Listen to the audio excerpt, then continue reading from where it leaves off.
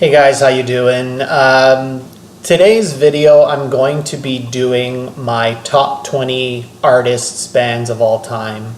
I think this thread was started by Hannah, the Omaha introvert. I saw her video, and then since then I've seen videos, I think, from Christopher Keebler and also Bill over at the Vinyl Verse.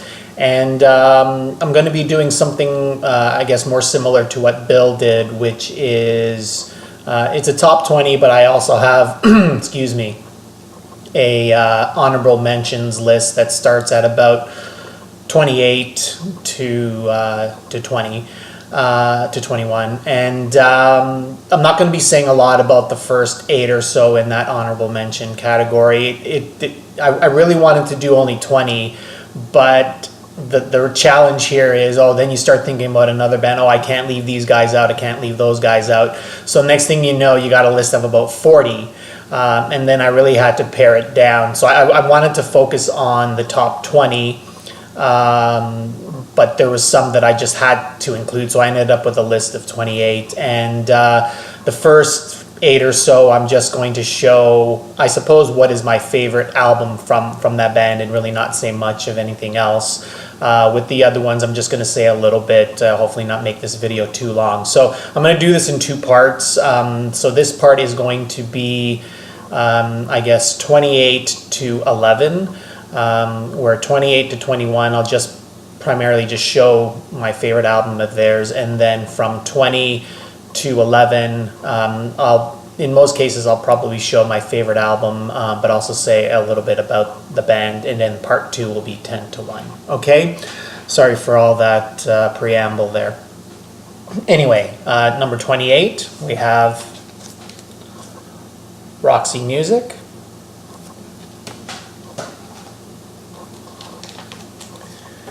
'27, this is the album Ocean Rain by Echo and the Bunnymen.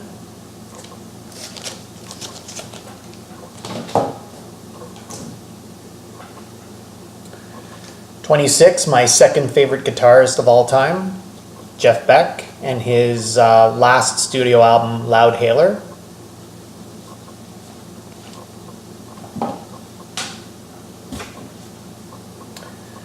'25, Kate Bush, and this is her compilation, The Whole Story, which was released after her really big album, The Hounds of Love. This is how I really got into Kate Bush big time.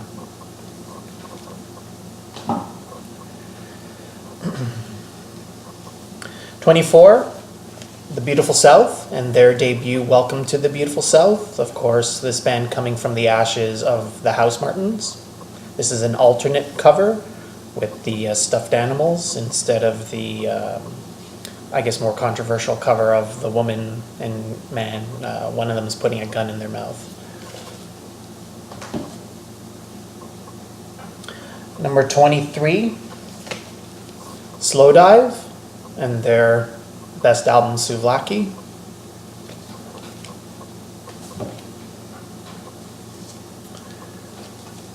'22, one of my favorite current bands. I've shown these guys before, Tame Impala, and their album Lonerism.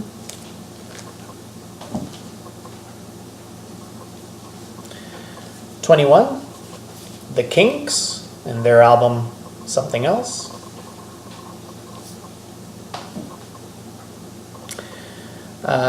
So now we're at number 20, and I'll say a little bit more about these, but not a whole lot because I don't want this to go too long. 20, we have Primus, and their second album, Sailing the Seas of Cheese. And what I'll add is that Les Claypool is my favorite bass player of all time.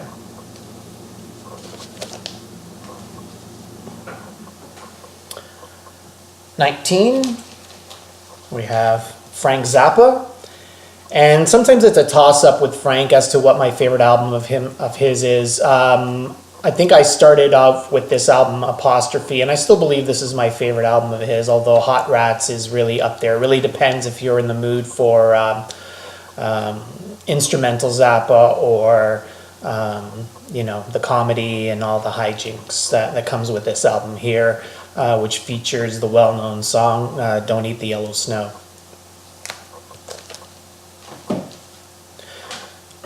18, a lesser-known album by this artist. This is Santana and the album Welcome. All the first three Santana albums are the ones that get the majority of the attention with that Latin rock sound. This was the second album in a trio of albums that he made where he went definitely more in a jazz fusion direction. There were still a couple of members left over from his original Santana band, excuse me, on this. Michael Shreve on drums and Chapito on Arrayas on percussion. But this is some excellent mid-period Santana. His fifth album overall called Welcome, just the plain sort of white cover on there.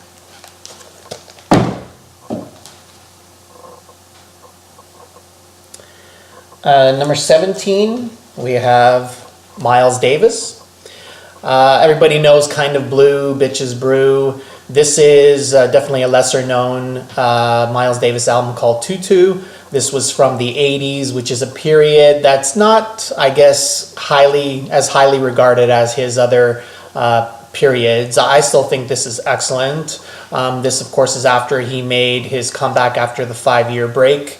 And in the 80s, Miles was playing a lot with the muted trumpet instead of an open trumpet, but this is still, I think, an excellent album, Tutu. Number 16, we have Oasis. And I decided to show this album, which is called Master Plan, which is the Oasis B-Sides album.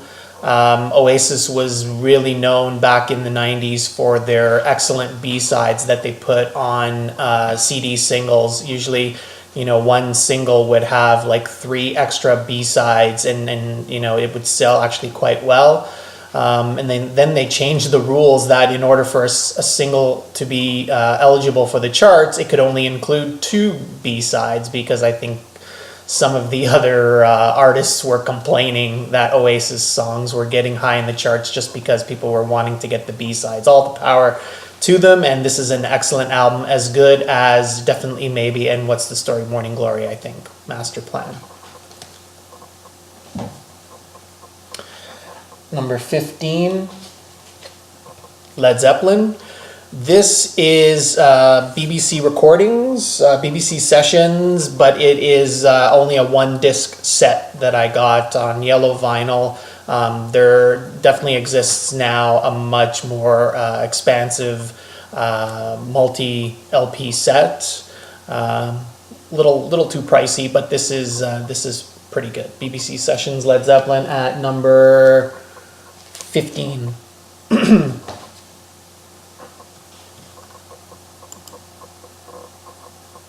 Sorry, I'm just referring to my list over here, guys.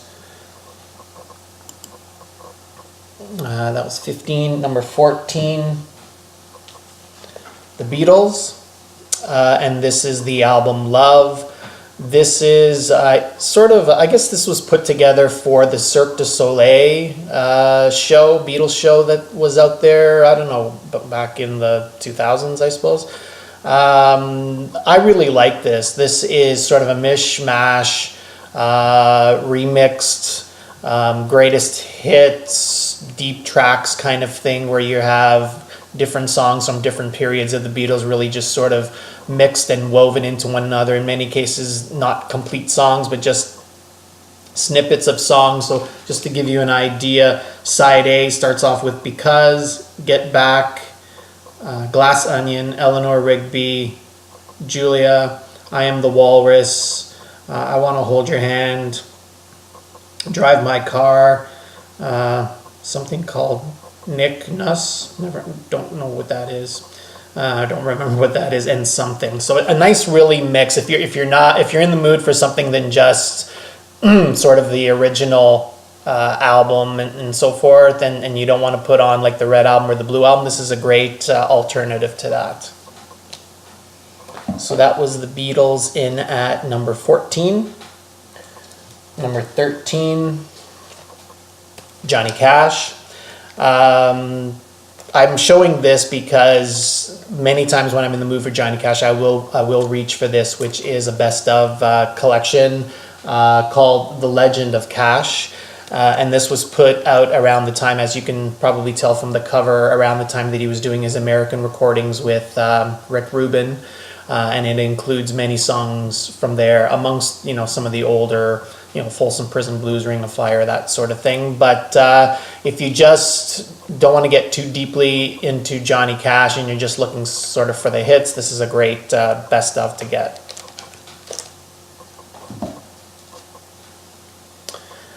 That was 13. Number 12, I'm wearing the shirt, is the Who. My favorite Who album is the Who Sellout, but I'm showing this, which is a twofer that I have for the Who, that includes their debut album, My Generation, and I guess a comp album of odds and ends called Magic Bus on Tour. Magic Bus on Tour is not a live album. It is an album. I think it came out around the time of the Who's second album, Happy Jack, a quick one, and sort of gathered a bunch of different B-sides and tracks that weren't available on any of the Who albums for the most part. So that's the Who at number 12. And finally, to end this part one of my top 20 artists, we have a very similar band, The Small Faces. This is The Small Faces BBC Sessions. I've had this for many years on CD and just got it this year